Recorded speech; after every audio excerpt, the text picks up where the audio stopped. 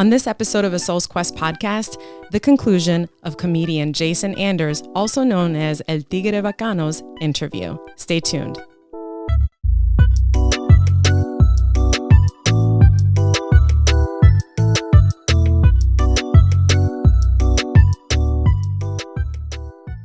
I did a contest at Stand Up New York, May 26, 1993, actually. Okay. I did a comedy competition for the funniest college student. Okay. I dropped out of college. No, I wasn't even in college yet. So this was right before I went to Hunter. So I guess I went to Hunter in my 24, so something like that, 23. Okay. I went to Hunter right after that. So I'm like, fuck it. Maybe one day I'll go to college. So let me enter this, So I lied and said I was in college. I get to the contest that night. I had 17 friends with me. I had to bring people to get on stage. That's how they make their money. Gotcha. Yeah. Everybody had to bring people. The crowd was packed though, 150, 180 people. Stuff. Oh, Wow. I remember Judy Gold, pretty big comedian, was on right before us. They had a guest pros on before the contest. And I remember this girl Samantha from my junior high school was there. She was always amazing at one-woman shows in junior high. She had super confidence performing. I guess she's funny, but there was a few people in junior high school that were considered the class clown, like Malik, and then I became his apprentice there too. Yeah. But I'm like, fuck, it's gonna be hard to beat Sam because she's already been doing stand-up and doing, super confident performing in front of people. Right. And super talented. I always thought she was super talented. So, I remember them downstairs, her friends you're going to win this, and I'm like, fuck. And I'm just I can't believe I'm going to go talk in front of people. This is horrible. Your nerves must have been crazy. Crazy. And then right before I had 6 minutes ready, which are 3 2-minute bits. I didn't have short one-liners. I had 2-minute bits. They say, we got to cut all your sets down to 3 minutes. We're running out of time. I'm like, how am I going to do that? Oof. And I'm like, fuck. And then now I got real nervous. I go on stage and I just start mumbling some bullshit, I don't know what I was saying. The crowd was a blur and I just see all my friends cringe. I remember my friend Peter was my breakdance partner. He's like, oh my God, and I'm like, what am I going to do? I said, and everyone's just staring at me. I'm like, oh yeah. My first joke. I'm like, it's literally this quiet, right now, how we are. Oh, I'm waiting. No. I'm trying to relive the moment by not talking to experience the quietness. This is how it is. Hear this quietness? This is the show. I'm like, oh, wait. I got anybody here like impressions? And the crowd's like, oh boy. Because impression comics, to be a good impression comic, you have to segue really smoothly. Yeah. You can't just be impressions. You got to make it witty, or you're just going to be like a hack, people aren't going to respect it at all. Right. I'm like, anyone like impressions? And they're like, I'm like, okay, here's my impression of a guy destroying his chances with a girl at the last moment. So it's kind of a unique, weird impression, Right. They're looking at me like, what the fuck is he going to do? And I had a long black Rocky Balboa leather coat, one of those cheesy leather coats. And I'm like, so I had a great night tonight. I'd love to do this again. Can I get your number or something? It's nice to meet you. Whatever. I forgot the exact bit, but nice to meet you. Can I get your number? I'm like, do you have a pen? I'm like, wait, I have a pen. Hold on 1 second. And I reach in my pocket and I pull a pen out and I had 50 condoms fly all over the audience. Oh, goodness. And I even had 12 hanging from the pen, taped to it. The crowd did not expect that punchline, Yeah. Right. They just fell out dying in laughter. Crying, everybody, 150 people, because they're so relieved that it was funny in left field. Yeah. Because I was coming on horribly. I started that I'm still forgetting my dialogue. I'm so out of it. But I have time to think about it because we're still not stopping laughing. Yeah. So I'm like, finally I remember, I'm like, whoa, I swear to God, these aren't mine. I was supposed to say this is my father's coat. But I was so nervous. I said, these condoms aren't mine. I mean, this is my mother's dress. Right? But they found it even funnier. Like the mess up made it funnier. Yeah. Like, I mean, no, I'm joking. I don't even use condoms. I mean, on guys I do. No. I've never been with a guy before. I mean, well, there was Joey. I mean, I'm only joking. That was a dialogue. It was funny dialogue. I'm surprised I still remember it. That's hilarious. So that killed. And then I go back into talking and forgetting again, mumbling, and then bombing again for a second. And all of a sudden I loosened up. I said, all right, why am I so fucking nervous? I said, this is not that hard. Yeah. You know, I said, this is ridiculous. This is really not that hard. What the fuck is my problem? And then they were laughing at that I was loose. Yeah. And I got into my next bit, which was talking about the N-word and how white people can't say it. And this whole thing, like I did it for 7 years until I had a bad experience with it. But I became friends with that comic later on. Yeah. But anyway, I do that joke, and it was back in the day. I remember saying, like, I was hanging out with a bunch of my black friends. They saw a bunch of their black friends. Everyone starts introducing everyone. They're like, yo, what's up, and yo, what's up, and yo, this is my Aunt Raheem, this is my yo, what's up, what up. So this word has a different meaning. As long as you're black, I talk another black. It means yo, what's up, bro, or yo, that's my boy, whatever. It's my boy, my aunt, But if you're white, don't make the mistake of saying it in front of a bunch of black guys you don't know. I'm like, so I'm hanging out with them. They're all introducing, yo, and they get to me and they introduce me the same way. They're like, yo, this is my aunt Jason. And I'm like, yo, what's up, man? I get myself in the head with the mic, knock myself out. I'm laying on the stage. The crowd's crying and laughter. I hear my dad scream, this guy's funny, like just trying to support, like pretending. And then I'm on the ground. They're dying and laughter. I start to get up. I'm like, yo, chill, man. Yo. I go, yo, chill. And boom, I hit myself again. I'm like, yo, this end is crazy. Boom, hit myself again. And I'm like, yo, what's up with this hospital, man? There ain't no doctors here. I'm like, yo, where are those ends, right? And then I go, woo! I'm like, dude. First I go, dude. I'm like, what's up with this hospital? Where, there ain't no doctors here. Where are those ends? And I'm, it was a well-written joke. And, I'm saying the word a lot in the joke, but the word, the joke is, explaining that you should not say that word. Right. The moral of the story. It was back in the day, kind of, when the people were really starting to really use the word a lot. It wasn't like nowadays, it's like, that's an old subject. But it was kind of a fresh subject because Dave Chappelle started doing a bit similar to it, which made me stop doing mine. Like, he's already the man in New York. He was only 18, 19, but I was like, I got to stop doing mine because then they're going to think I'm taking it from him. But so then just to keep us, I mean, we can talk to all of our guests this forever, is pretty interesting. but we know we can't keep you forever. But so then this is sort of like you're breaking into the field of comedy at this point, or is that, so you're like, so I won the contest. I was just going to ask what happened with that. And then what happened after that? I won. And then I just knew that's what I was going to be. Okay. Found some happiness again. Okay. I'm happy. I'm just saying it keeps me going. It keeps me focused on something. Like now, I'm not that focused on the comedy. I am. I do it. That's my job. But I'm focused. I like what I'm doing. It's this with Tiguere Vacano with the Dominican Republic way more than this right now. So we're gonna touch on that in a minute. But one of the things that I want to kind of like touch on is this is your career now, being a comedian, and you kind of like found it serendipitous. You had to try out so many different things, and then and then now you're doing it as a career. Can you tell us what that process is like? How do you go about creating your content? Where do you find the inspiration? Do you write? Is it something that just comes to you and you just talk it out? How is that process of creation for you? I come up with it with friends. I joking around, and I put it down on my phone. Then sometimes the joke's already written, like it's a one-liner that's funny. But a lot of times, I always learn from my favorite comedian, JB Smooth, when I watch him perform that a joke's never finished in my mind. Like, it's just never finished. Like, he keeps taking it to other levels. Like, it's, so we get lazy, we get a good laugh on a joke and we think it's finished.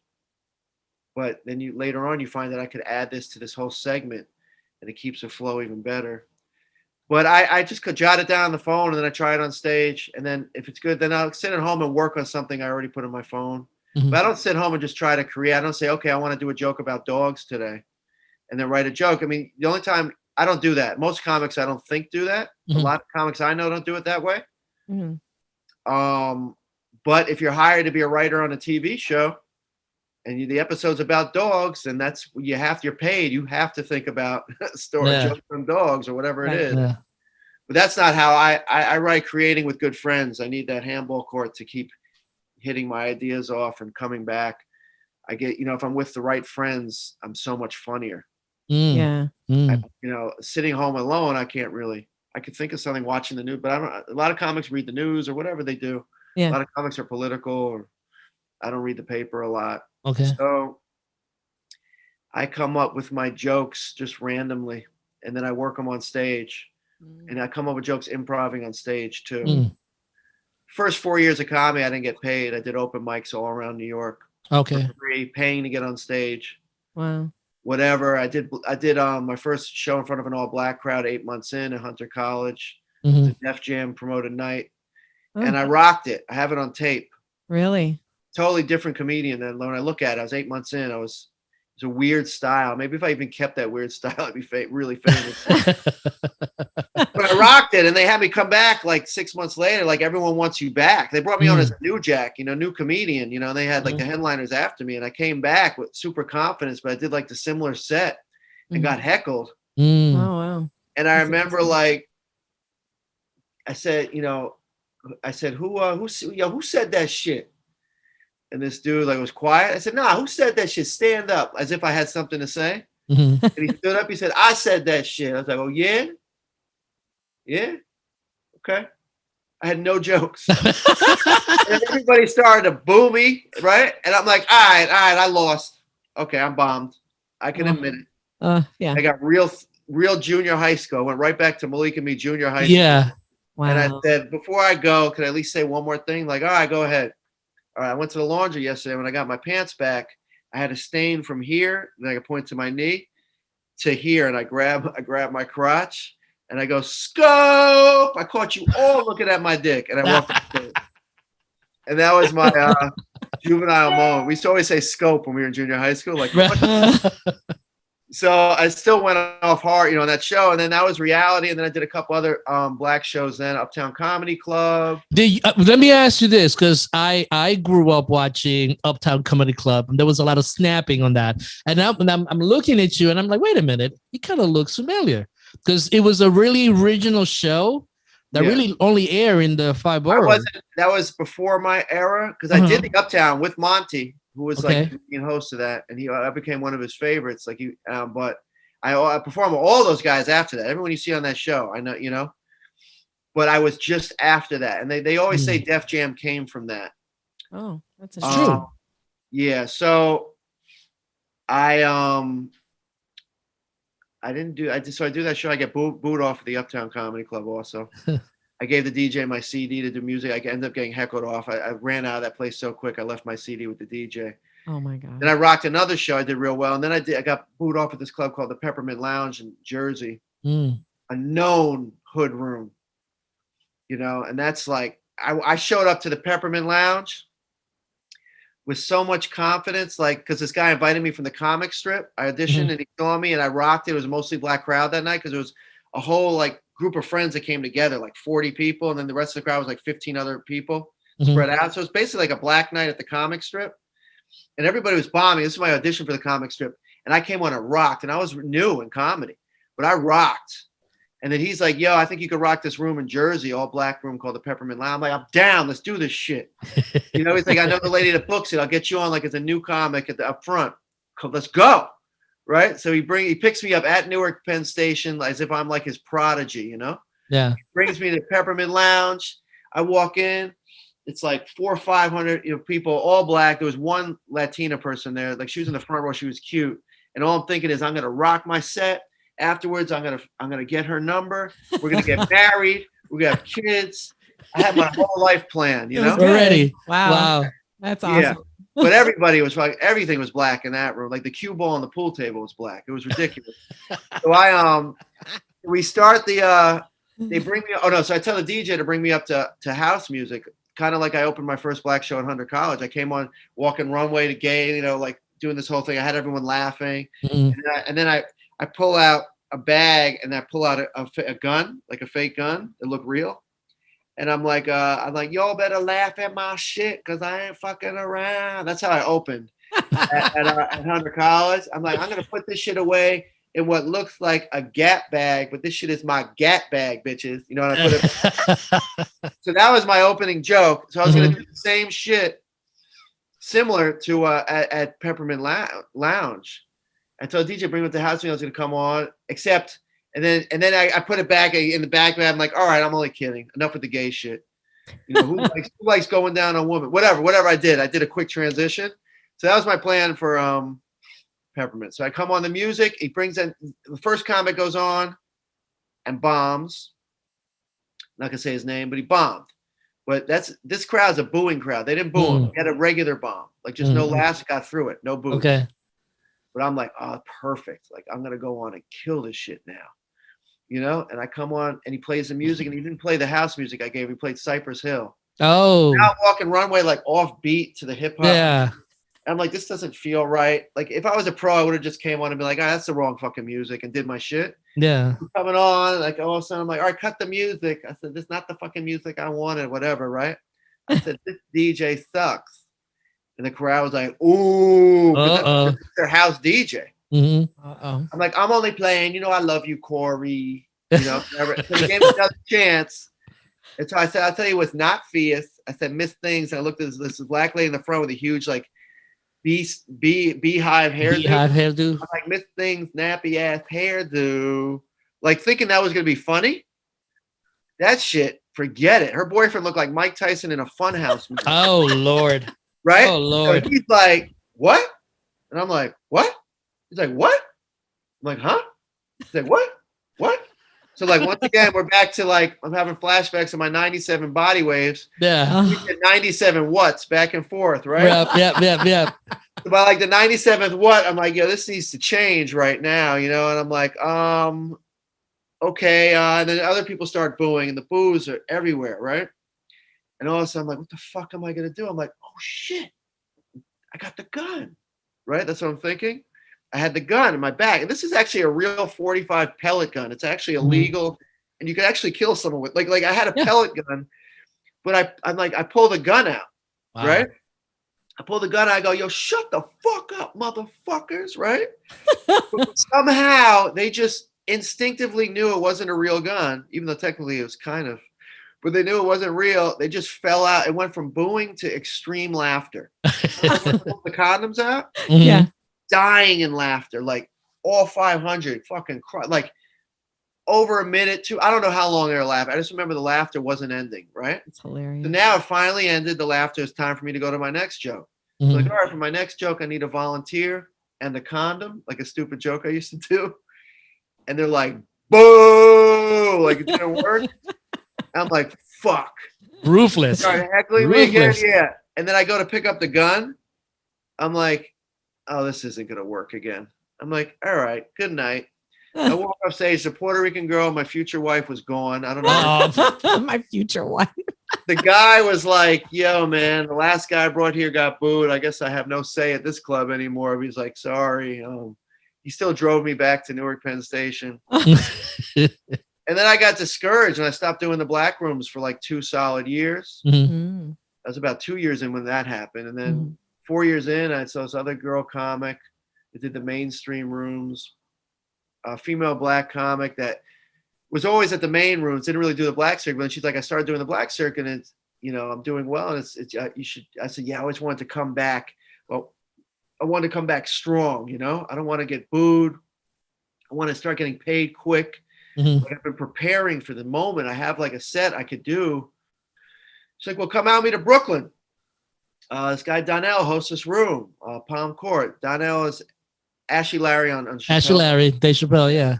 Wow. He's like, you got this show. And I'm like, all right, fuck it, let's go.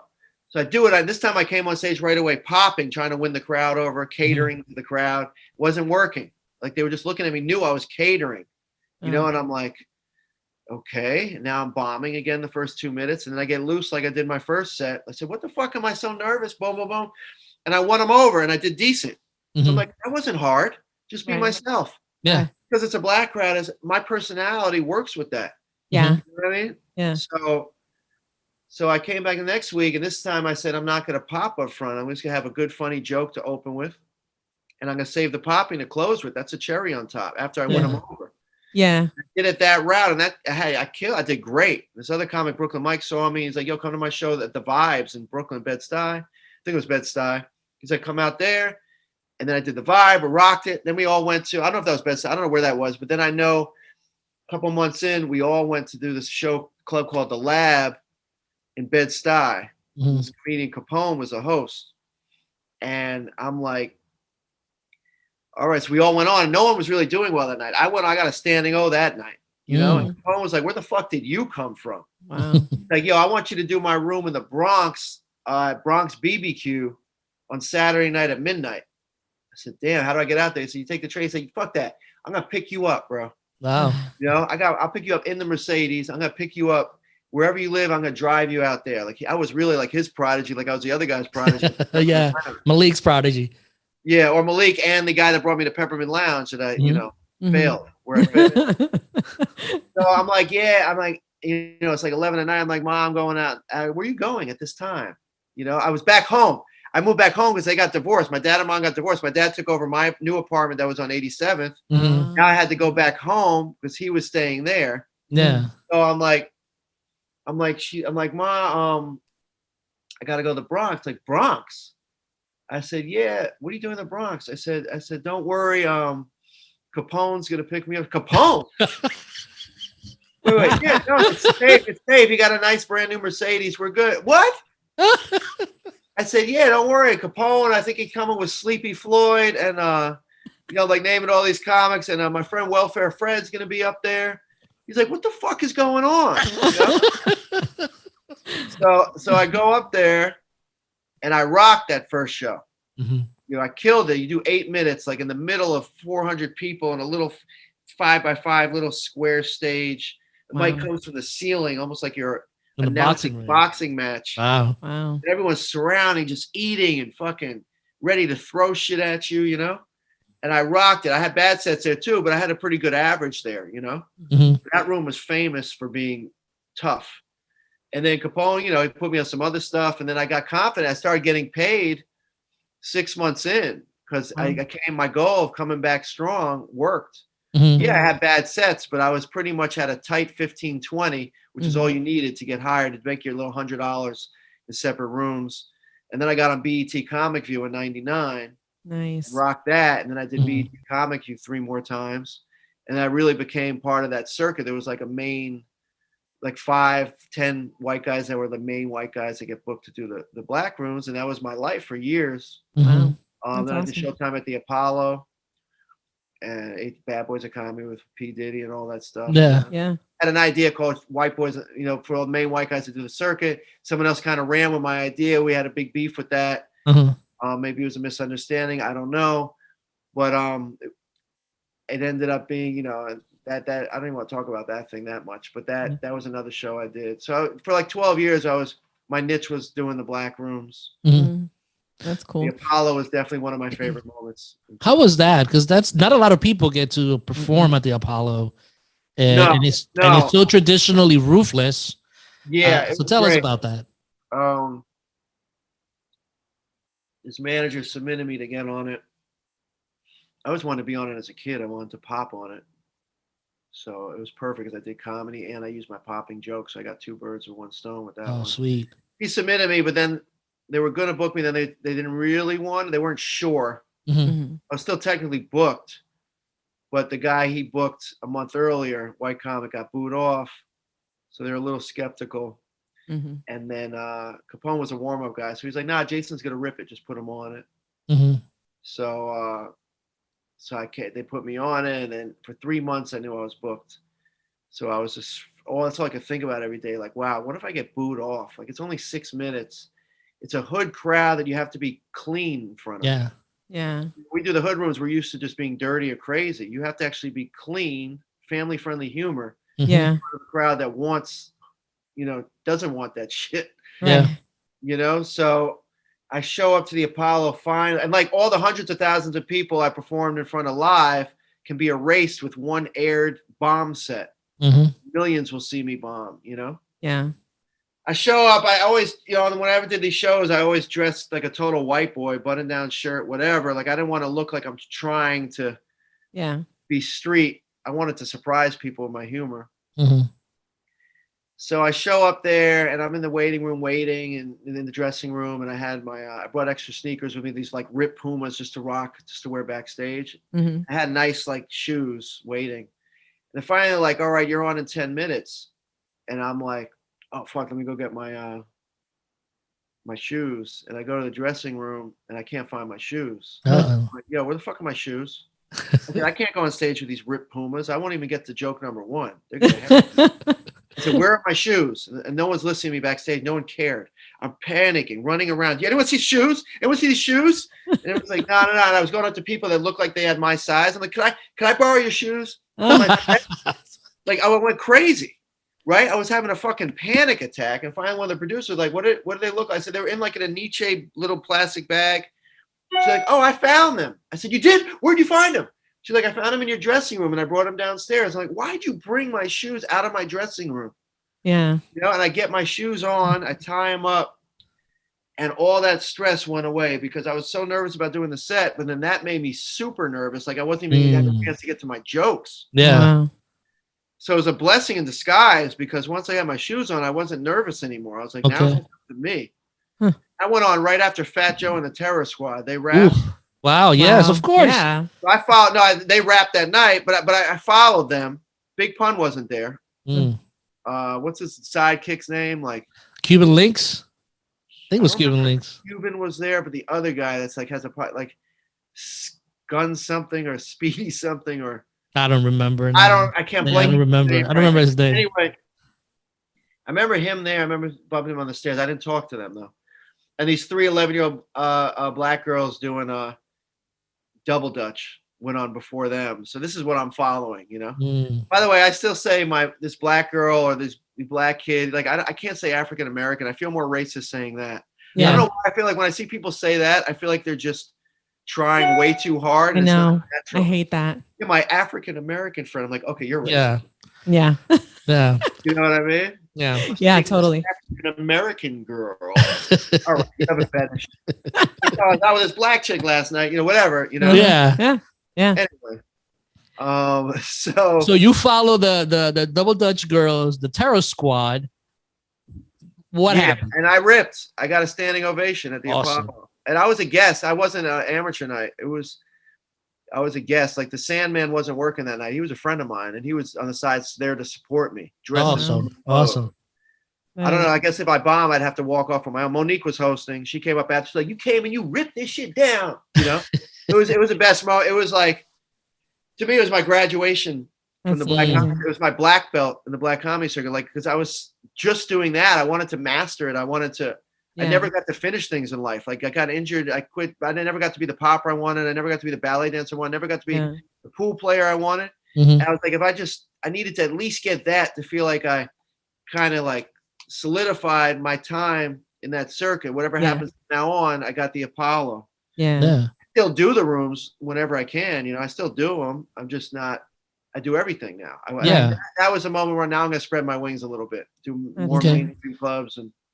That's cool. And that's a perfect segue to get to. Yeah, because I want to know now. I've been waiting for this whole time. Can you say it? Can you say it? Can I say what? El Tigre Vacano. No. No. Yes, you can. No. You can say it. No. Say it. Why would I say that? You have great Spanish. El Tigre Vacano. Let's talk about that. I want to know what you're doing. What I want to know. You said earlier today, which we almost went into earlier, but now I've been waiting for this. What it was, how are you Dominican now? No. You're Dominican now. Era el Tigre Vacano. Okay, sorry. El Tigre Vacano. Sorry. Okay, I'm saying it. Ahí. He's making fun of my Spanish. Yeah.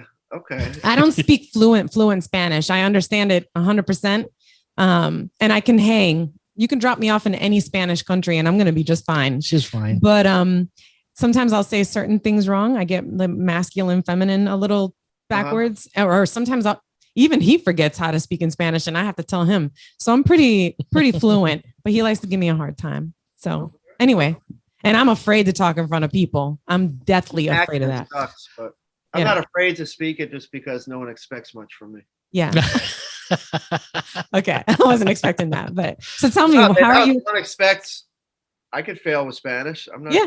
No, I think it's pretty awesome though. So I want to hear about this party. What are you doing now? What's up? Well, I did for years I was performing on the cruise ships. I still do. That's most of my money. I was depressed on the ships because you're not really around doing auditions or doing anything. Kind of stuck. Okay, I'm finally making a consistent check doing comedy, but I'm going to go nowhere in life. I'm never going to, that's how you feel. My comedy reel with all my TV stuff was doing really well on YouTube. It was like almost about to hit 1 million views, and then they cut it off because the person that owned one of my clips from HBO, my 30-second clip that was mixed on it, started his own channel and had YouTube police anyone with clips. So it got cut off while on the cruise.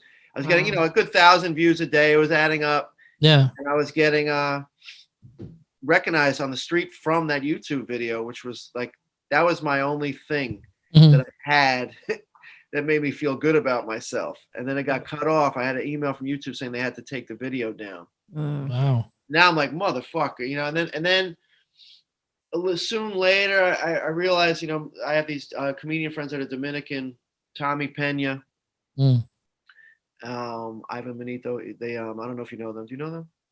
Not personally, no. I've seen them, but I'm not. No. They used to have a group called That's Dominican, and so they were doing a lot of skits, and I wanted to learn how to do them. I wanted to get my social media started, like Instagram, all that. So I called him. I was like, yo, I want to start doing skits. Like, yo, whatever, bro. I got you. Just come down. So we started filming a lot of stuff. And I did a bunch of different characters. Gay character, hillbilly, Italian, thug, and the Spanish dude, the Dominican dude. But of course, their following is Dominican. So which character is going to do well? It's the white guy doing the Spanish. Yeah. I started getting some following, 600 followers. And, we got like 1,000 from one video. I'm like, this is moving. This is cool. And then I went to, I got up to like 17,000. And then I went to DR to test the fame a little bit. And some people knew me, here and there. So I'm like, fuck, I guess my pages would have come all Dominican. So I came back to New York and I filmed a video in Times Square. I was bored. It was snowing out, just complaining about the snow with my umbrella, like odio este país, extraño mi país, República Dominicana. Odio esa, mira, and I'm looking at the snow. I'm like, mira esa mierda cayendo del cielo. That's pretty awesome. And I just posted it random. I just said, I need a video today to post. And I posted the next day. I was hosting a show in Spanish Harlem.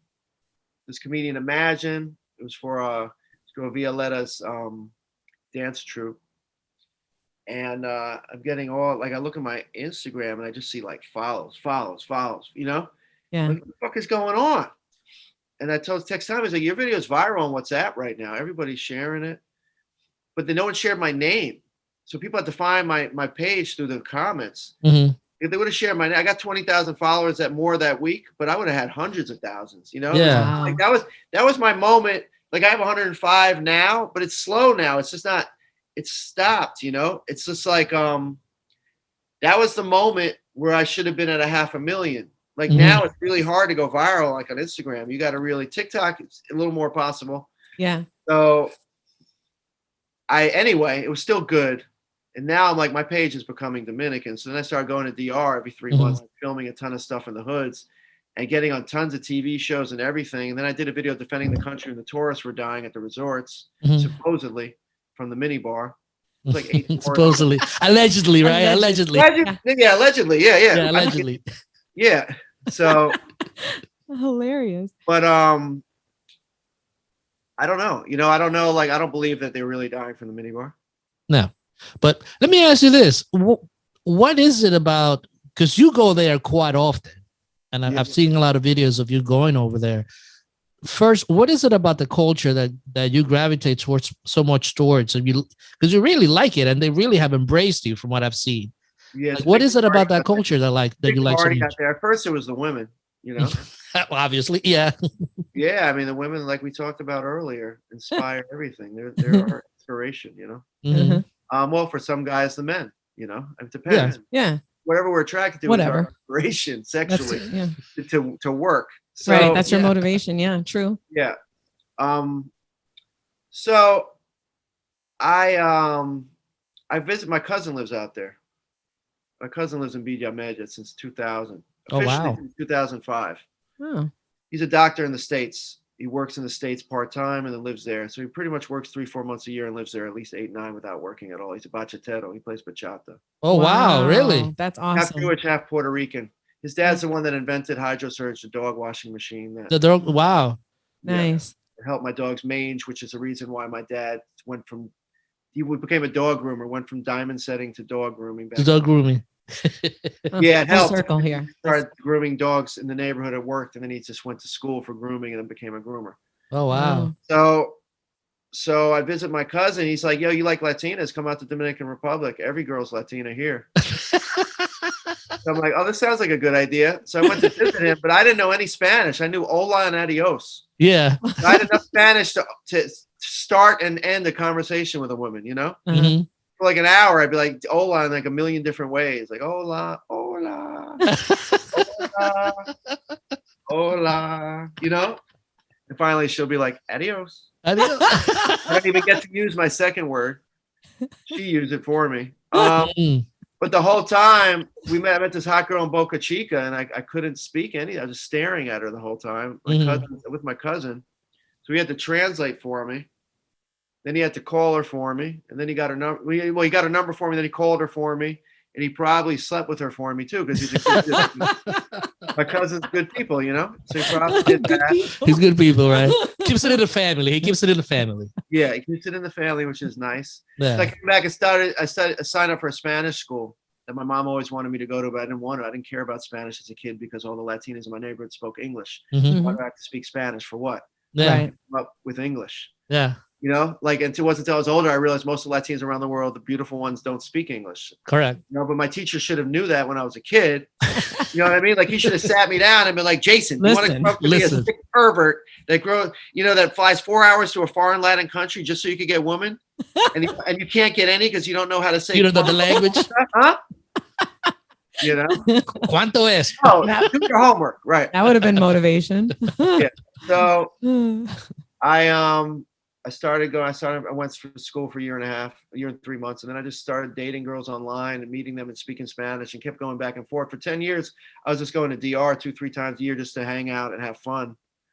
So it happened organically, like all the Dominican stuff. Like, it just came out of my love for the country that Tiguere Vacano became big. It was never my goal to be famous there. I just like going there to enjoy it. You know, never for a second was it my goal to be famous there. How did you come up with that name? Tommy named me Tiguere Vacano. My friend Tommy. He said, it's getting popular. You need a name for that character. Yeah, man. Tigere Vacano. Okay. People have used that before. It's not like super unique. The Tigre is a real common. Just call someone Tigre. Tigre, yeah. Tigre. Tigere Vacano, though, it's not that common. And I'm the only one that really made the name famous by using it constantly with comedy and everything. So I got it trademarked, Really? I get trademarked in Dominican Republic. Yeah. So it became something through that. And I don't really make money. I'm an idiot with social media. My YouTube and Facebook page are nothing, but my Instagram and TikTok are good. But I've also been on so many other people's pages and stuff. I did Dominicans Got Talent when I defended the country, the tourists. I did a video that went viral saying more violence happened in New York than DR. Yeah. And it's bullshit, all this, So that went viral as hell. Now, one of the things, two things that I know that you do is that you go to some of the poorest neighborhoods in the country. Yeah. And you see that level of poverty that a lot of people in the States cannot really relate to. And there's things that you're doing over there. Can you talk to us a little bit about that? Yeah, please. I know this is something personal that you really don't. I knew the videos in the hood were better because it's such a contrast between me and that. But I also enjoy being there more. I find I like being around normal people more. People like, I don't know. I just like it. I don't want to live there. I don't want to live in a shack, a choza, whatever, you know, I don't want to live in one. I find people more real there, and you get the videos are way more interesting. Yeah. So I started doing charities there too. You know, we built this lady a house. This old lady that lived next to my first girlfriend there. She lived in like a shack, you know, with scene, like the metal roof and garbage everywhere. You know, bathroom outside, everyone shares, privy basically. Yeah. So I called this charity Jompéame. They're a real big charity out there, maybe the biggest one. I just wrote them. I said, I want to help with something, you know. And she said, okay, we got these charity, we got this, you could do this, that, you know, for $6,000 we could build someone a 1-bedroom house. I said, that I want to do. Let's build a house. Yeah. And she said, well, then we got to find someone now. I said, I got the person. I said, oh, Leah helped me with some comedy videos before. She lives right next to my ex. Let's build her the house, you know. So she said, okay. And we got the money together. We did the videos, built the money up. We got the money together. It was ready. So I went and surprised her and told her, you know, we're going to build you a house. It's like ridiculous. And she ended up, and we built her the house. I find her daughter. I didn't like her daughter that much. I felt like they ended up, her daughter's husband ended up helping like build the house, but he got paid to do it. They stole like paint to paint their own house and stuff. It was just schemy. It's like, we're building your mom a house that because she needs a house, because you live in a normal house right next to her shack, which is ridiculous. So now the daughter's the owner of the house, which annoys me because the mom died. She died 8 months after we built her the house. Oh, wow. Oh, wow. But she lived 88 years, almost 89, you know, like with nothing. And then all of a sudden some random strangers building a house. She saw a moment of something, you know, she experienced an amazing moment. Yeah. That's awesome. And that's something to be possible to build everyone a place. Like you can get that money. $6,000 in a house. Yeah. That's not bad at all. And it's 4 people. Let's say 4 people, you know. Yeah. It's a lot of money, but it's there. This, you know, but it's doable. It'd be cool for like, I always fantasize about winning like $300 million or something. Just build houses all over. Shit, like, build, Yeah, that would be awesome. But I wouldn't use it all though. If I'm winning 300 mil, DR's not getting all of that. No, of course not. They're gonna get a lot of it. There you go. You know what I mean? They're gonna get. Of course. You just have to spend you almost got to spend the interest you make on that to help every year. Yeah. You'd say, oh, let me take 100 million, throw that away. It's almost, I don't know how money works well because I'm bad with it. Yeah. I know that, you know, but I would love, that's always a fantasy of mine. Yeah. To like, you know, make sure everyone has a place. Yeah. Yeah.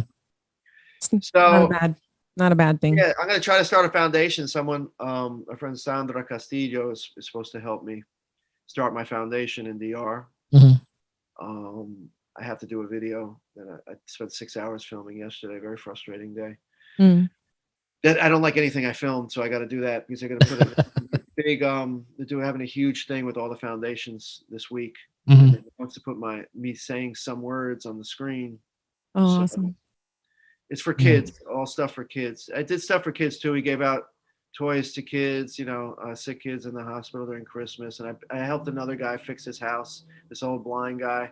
It was stuffed with garbage and rats and everything. New bed, fan, cleaned his whole house, painted it, got him a new roof for like $1,400 that I did on GoFundMe. Oh wow! He ended up dying too. Wow. I guess if you want someone killed, have me do a charity. Yeah. We know who to stay away from right now. Just kidding. No, but I think I want to involve myself more with kids because the oldest saying, you know, kids are our future and kids, you know, live longer. Yeah. But I love kids. Like, I don't have my own kids, but I just, when I went to visit these kids at the hospital, like kids are the best. So I just want to help kids. Yeah. What am I doing? Charity for animals too. I love animals. Right. They're more innocent than kids almost. Yeah. Yeah, definitely. But kids are the choice, and that's what I'm going to be working on. Yeah. So there's a lot of people that grew up in New York, grew up in the States, and they have accessibility and options when it comes to things that other countries don't have. But but culturally, we're right now at a stage of really critical situations, I think, in the States in which we are too separate. Is there something that people could learn from a tiny island like Dominican Republic in terms of unity, of not having much but being happy and being real? Is there anything that us here living in the States concerned so much about separation that could learn from a little island like that? We're too stubborn. I don't think we'll learn anything. But it's just I guess to treat life more like a party. I'll tell you that much. Get your work done, but have fun. We live once, Yeah. Enjoy your day more. Yeah. I find in New York, I find the poor people, I mean, the people in DR in the barrios are happier on average than people with money in the States. Mm-hmm. And I think because there's a lot less jealousy. Because, for example, you go to my neighborhood, I live in Hudson Yards. You could go to 25th, there's like billionaire buildings on one side of the street and the projects on the other. Mm-hmm. You just look out your window and see what you don't have. Yeah. In the hood, everyone's equal, Mm-hmm. and those everyone got the same horrible shack, and people are just equal. You're just seeing like, maybe you get jealous if you go out of the hood, but a lot of them don't leave the hood. Yeah. See, it's consistent. So yeah, they might have moments of jealousy where they see something, they got to go somewhere, but it's pretty consistent. No one has shit. Mm-hmm. Yeah. All of us don't have shit. Let's just try to do the best we can with that. But here you see how much better life can get in a lot of places in the world. Yeah. So that's why I think a lot of people just now, then you got the hood like in New York City, which is consistently kind of poor in the hood, but people still have access to TV and the internet and so many things. I mean, a lot of people in these barriers don't have phones and don't have much access. They're not really watching much. Yeah. There's no sanitation. It's almost like that when I think about what you just said about being happy and whatnot, it's almost like that level of existence that they have on the island or in the Dominican Republic is what brings that's their inclusion. That's how they come together and they celebrate what they do have. They celebrate life. They celebrate each other. You know what I mean? If that makes sense. Yeah, it makes sense. Yeah. They're happy all the time, but they're happy. And that's the one thing that I got when I went there for the first time. I went there for the first time in 2009. And that was the one thing that I get from that is when I came home and I took a shower in my Roman bathtub and with hot water and not out of a cubo, like my first trip. Yeah. Out of the garbage can. Yeah. Yeah. Yeah. And it was just like, and we were treated well when we went there. And that's how we took baths. And just that appreciation for their lifestyle, that this is what they have. And they're happy. They're, for all intents and purposes, happier than we are. You know what I mean? Because they don't have to deal with all the bullshit and all that stuff that we do, They're definitely happier on average than we are.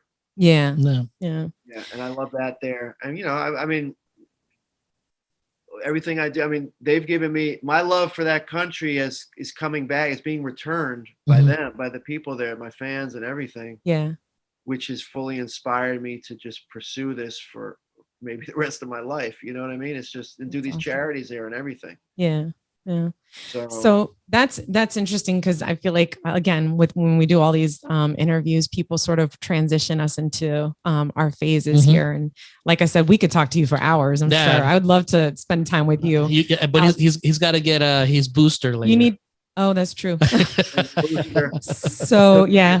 Video done. It's stressing me. Yeah. You got a lot going on. So we, just to bring us to a place where we close at this point, we just want to kind of reflect on the highlights of your life, because you've shared highlights of your life, because I know there's so much more to Jason than what you shared. And Omar he generally takes over this part, but he's developed this reflection. And so I'll let him explain what it is. Yeah. So one of the things that I like to do is, this interview is being kind of biographical, kind of like looking at the progression on your life. And I've always believed that we don't take enough time to kind of like reflect and look at the things that we've done. So the SCIAR reflection is kind of it's an acronym. It's a Latin word that means things that become known to us, and the things that word? SCIAR, SCIAR, and it's Latin for known, the things that have become known to us. And I want to kind of like reflect on a few things that have stood out for me when I'm listening to you. First, you dealt with a lot of adversity in finding your path to becoming a comedian, and that's been setbacks. You found breakdancing, and ballet that didn't work out because of physical limitations. Pool, same thing, and eventually you found comedy. Mm-hmm. In that quest, in that journey to find where you are, you spend a lot of times by yourself, thinking, doubting, figuring out what's next. What are the lessons that you've learned from going through those dark places in which you had to reassess and create a new identity for yourself? What are the major lessons learned from that? That there's always positivity waiting around the corner, and no matter how depressed you get, usually you'll be okay. You'll always be okay until you're not. You know what I mean? Like, yeah. Mm-hmm. Yeah. So pretty simple, but truth. Yeah, just never lose. Never let yourself get too depressed, even if you're sick or whatever it is. Like, especially if until that point you've always ended up getting better. What's the point of being super depressed? Just feel like, try to believe that you're going to be better again. There is going to be a day where we're not. You know what I mean? Yeah. But that's how, I'm always depressed because I'm always thinking this is it. If you can get that mindset out of your brain, yeah, then that's one good way to find some happiness. Just keep moving forward. Keep focusing on something. Keep working hard on whatever it is. And something's going to come, because once you just give up on, like, focus on different things, work on different things. Don't put all your eggs in one basket. That's always a mistake. Yeah. I do that. I'm good. I make a lot of mistakes, but I know how to give good advice, but I don't take my own advice. Hey, that's life, right? You gotta, yeah. Yeah. Like, I put all my eggs in the comedy basket during the pandemic. I'm like, fuck, when the unemployment was going, I'm like, a day job? What the hell can I do? Yeah. I can't work. Yeah. Yeah. Yeah. There's something else that I noticed that is consistent, and I really like this part about you is, we always have the tried and true method, the education system that's been developed and put forth toward, for us. But there's always been that rebellious aspect of your nature, in which you want to carve your own path. And you were very, very strong-headed when you found those paths. What do you attribute that to? Because that's a beautiful life thing. It's almost like art. You grew up in a very artistic environment, but you had that passion that when you found something, you stuck with it. And you never let anybody kind of like sway you from that. What do you attribute that to? Well, I guess if we go back through the whole conversation to when I finally realized that finding some sort of happiness was was finding something that I really liked and wanted to do, that kept me, from being super depressed. So I once that's why I just want to do what I want to do, because I know that's the only way I have a chance of reaching happiness. So that's my rebellious side. Like, fuck that. I'm not going to be happy if I listen to you. I know what I need to do. I know what I need to do to have a chance of not being suicidal. Yeah. It ain't going to be what you told me to do. Yeah. That's courageous to do. Yeah, that is. It takes a lot of courage, I think, to say this is what I'm going to do, because you don't know what's going to happen. What's the end result, right? And you've had. I didn't have physically abusive parents that were like, "Fuck that," So they actually gave me some freedom to. Yeah. To be rebellious. Yeah. And then that support. Yeah. That's good. And that's, I mean, that comes with the pluses and the minuses, because, you know, you feel depressed when you don't feel on purpose, but you have the power to continue once you find that path. Mm-hmm. And that's a beautiful gift.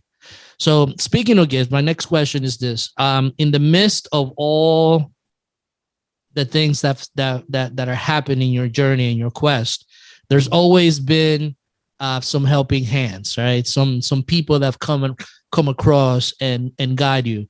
Malik, for instance, Sue Gordon, you mentioned her, that you talk about Peter. Guide me, but she was definitely part of the road. She didn't know she guided me. She didn't try to guide me. Mm-hmm. She didn't help me. You know what I'm saying? It was just God put her there. Yeah. To help me. I mean, it wasn't like she, you know what I mean? But Malik definitely was a huge guide. He helped me. We became good friends. But Sue, yeah, okay, you could put her in there. Yeah. You mentioned Peter. You mentioned so many great people that came across your path, and they helped you in one way or another. Tommy, you know, big time. Big Tommy, yes. So tell us about that. Tell us about how do you make sense of that? I think it happens with most of us in life. Mm-hmm. We could all tell that story. Mm-hmm. I would think. And if you can't, I mean, then you did nothing with your life. I mean, I think most people, even failures, have moments in their life that, you know, that change, that help change, or people that inspire them to do different things, you know. Even if they don't know they're doing anything for you, they're doing something, right? Yeah. Yeah. Yeah. That's interesting. Yeah. A lot of times we don't even know until we think about it. Yeah. We go over our history. Yeah. But those are the people that, you know, you named, like, you know, that were big parts, big transitions. Yeah. For comedy. Mm-hmm. You know, and my dance teacher there to tell me to audition. Mm-hmm. For performing arts. My first dance teacher to help me, to give me inspiration and think I'm good. Yeah. Keep going. The guy, Robert Lindgren, to get me in School of American Ballet. That was a big deal. Mm-hmm. People I met at the pool hall, you know, working at the pool hall, and then the comics I met, it gave me that confidence. Mm-hmm. And then Capone, you know, just meeting him and going in. Because my first sketch group, I was in a sketch group with Donnell and all them. It was cool. They put me in because I was a white guy at the time. Maybe they thought I was funny, but Capone really had confidence in me back then, you know, in my funny game.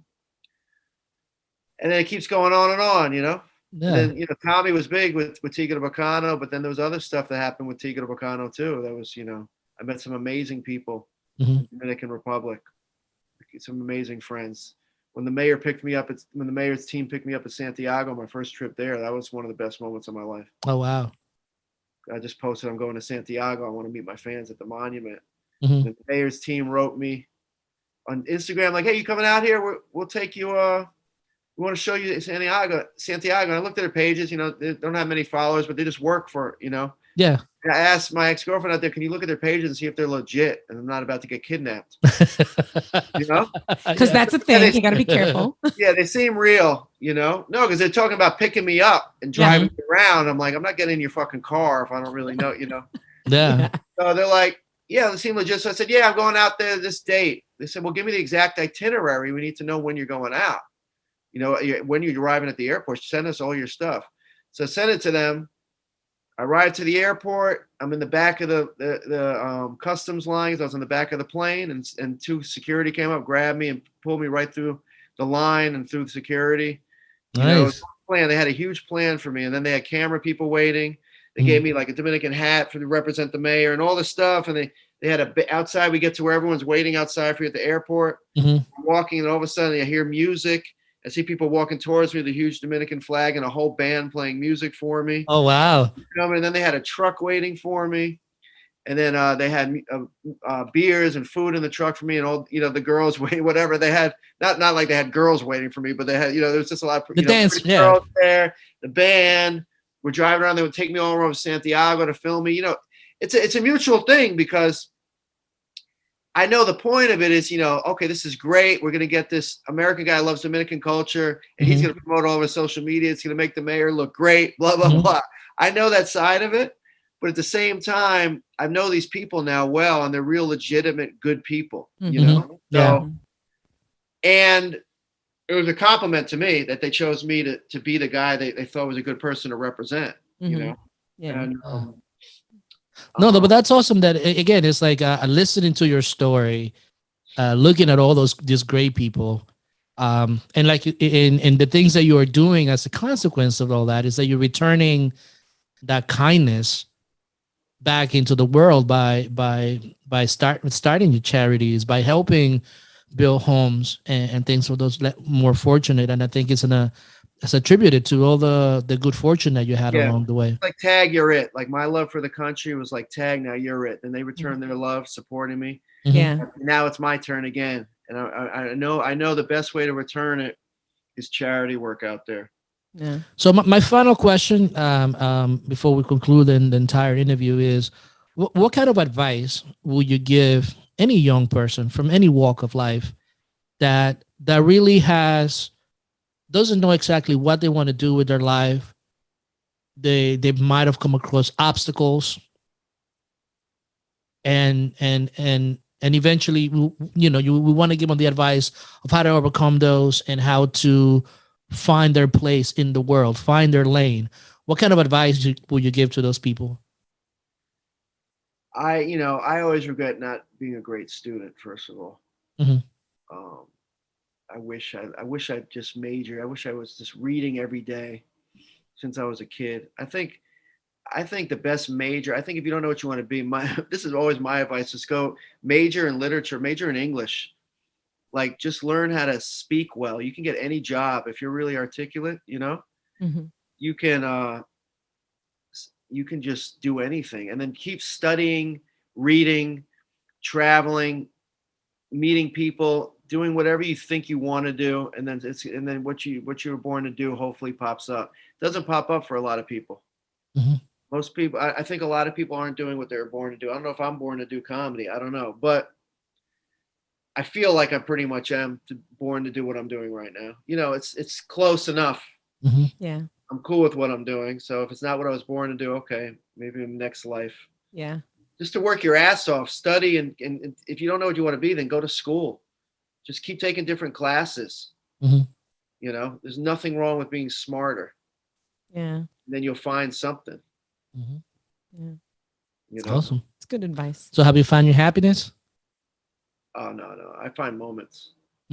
Yeah. Yeah. Do we ever really find our happiness? Well, happiness is not a permanent state. Exactly. And I think that's what he's saying. I don't like performing on the cruises all the time. I don't like it. I have to do it. It's my job. I have moments on the ship where I'm, when I'm on stage, great, but I'm not. Yeah. And I have to do it so I could go to DR every 3 months because I'm not making money on my social media, which people think I am. Yeah. So I got to work here to travel there. It's crazy. I put money on an apartment there, so I will have an apartment in 2023 there, but I will be Airbnb-ing the hell out of that. Yeah. Hell yeah. Whatever it takes. That's all my savings in an apartment there. Yeah. So people that doubt my love for the country, I put everything I've worked my ass off here in their economy, Wow. So, awesome. That's nice. Yeah. Listen, American owns the building I bought. I didn't really research that, but yeah. Just thinking now, right? Thinking back, just reflecting back. Just came up. Reflecting on it. Well, Max, we really appreciate it. My goal now is to learn my whole act in Spanish. Sorry. My goal, I'm trying to learn my act in Spanish. I want to get an hour and do a huge tour. Great. Yeah. 15 shows in Spanish. It's like 20, 25 minutes. But, I need more. I need to do it often. I can't do it here at all. There's nowhere. So I go to DR, do like 5 shows every 3 months. But I'm doing like 30, 50, 100 shows a month here. It's just, luckily I've done it so long that when I translate the joke, I know the timing of it and I can pretty much pull it off. Right. But I wish there was a club here in Spanish I could do every day. I would get an hour quick. Yeah. So that's what I want to do. That's my if you come down to Florida, Miami, Fort Lauderdale area, you'll get your practice in. Yeah. There's more stuff to do there. Yeah. Oh yeah. Lots to do. Yeah. So Jason, we really appreciate your time. This was really insightful. It was nice to meet you. Hopefully we'll get to meet you when we go to New York. So, we go to New York frequently. So yeah. So we'll hang out. Yeah. That would be really nice. Maybe catch you in a private comedy. I don't know. Yeah. Come to a show. Did you enjoy this episode? If so, make sure that you subscribe, like, and leave us a comment. Also, make sure you check us out on our website at asoulsquest.com.